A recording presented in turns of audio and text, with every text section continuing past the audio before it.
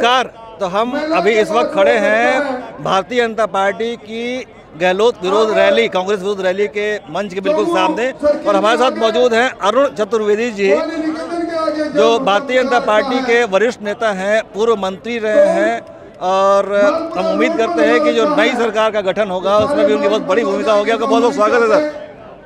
देखिए, ये तारीख गवाह कर रही है कि जिस प्रकार से मेरे को लगता है कि राजस्थान के इतिहास में आज़ादी के बाद ये सबसे बड़ी रैली है, सबसे बड़ा आक्रोश जनता का। ये स्पष्ट है, जयपुर की सारी सड़कें जाम है, चारों तरफ से सचिवालय को घेरा हुआ है।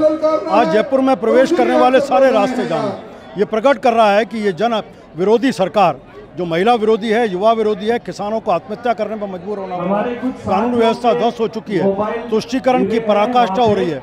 ये सरकार जो तालिबानी शासन की गवाह बन रही है, जो PFI को कार्यक्रम कर रही है, उस शासन के खिलाफ आज जन आक्रोश सड़कों के ऊपर पूरी तरह। ये आपने बहुत अहम बात कही कि इस सरकार में तुष्टीकरण बहुत ज़्यादा देखा जा रहा है, तो ऐसा क्या मामला है और क्यों ये सरकार ऐसा कर रही है? देखिए, आप सब जानते हैं कि कोटा में PFI को कार्यक्रम करने की अनुमति देना, आज 12 में जो लोग सांप्रदायिक दंगे के मुख्य आरोपी होते हैं, मुख्यमंत्री जी अपने घर पर बिठा करके रोजा इफ्तार में अपने हाथ से खरबूज खिलाने का काम उनको करते हैं। कन्हैयालाल की गर्दन को सिर से अलग कर दिया जाता है। इसी धरती के ऊपर आज एक एक करके जितने भी आप हैं, परसों यहाँ पर एक जयपुर के पास मालपुरा गेट पर जिस प्रकार की घटना हुई है, एक महिला ने केवल इस रैली का पोस्टर लगा दिया, एक वर्ग विशेष के लोग जाते हैं, उसको प्रताड़ित करते हैं, मारपीट करते हैं। ये सरकार पूरी तरह से वोट की राजनीति के कारण तुष्टीकरण की पराकाष्ठा कर रही है।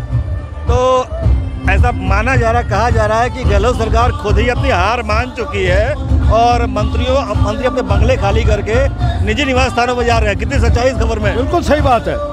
इस सरकार के जाना तय है, केवल जिस दिन चुनाव की घोषणा होगी दिन। आपने सही कहा कि सरकार के वरिष्ठ मंत्री पहले प्रदेश अध्यक्ष थे, BD कल्ला जी ने हवा को पहले ही पहचान लिया और पहचान करके अपने मकान को खाली करना कर दिया। बाकी MLA MPs में भी उनको पता है कि नहीं आना, इसलिए 4 साल में लूट का बाजार वर्ग में लाल डायरी इसके सरकार के काले कारनामों का चिट्ठा है, जिसको इस सरकार के मंत्री ने कहा है कि किस प्रकार 4.5 साल चलाने के लिए कैसे काले कारनामे किए, उस सब का दर्ज उसमें मामला है। आप राजेंद्र गुड़ा की लाल डायरी की बात कर रहे हैं शायद, तो उस डायरी में क्या ऐसा था कि उनको राजेंद्र गुड़ा को पार्टी से निकाल दिया गया, मार्शलों से पिटवाया गया, और वो मतलब बहुत सारे उसमें जुल्म हुए? क्या था उस डायरी में ऐसा? ये तो सरकार के मंत्री थे राजू गुड़ा जी, उन्होंने सच्चाई बोली कि दुष्कर्म के मामले में राजस्थान पहले नंबर पर है। उन्होंने सच्चाई बोली, इसका परिणाम हुआ मंत्रिमंडल से निकाला। फिर उन्होंने कहा कि जो उनका वैधानिक दायित्व था, उनको अधिकार मिले हुए थे कि किसी भी डॉक्यूमेंट को टेबल कर सकते थे, वो टेबल करने जा रहे थे।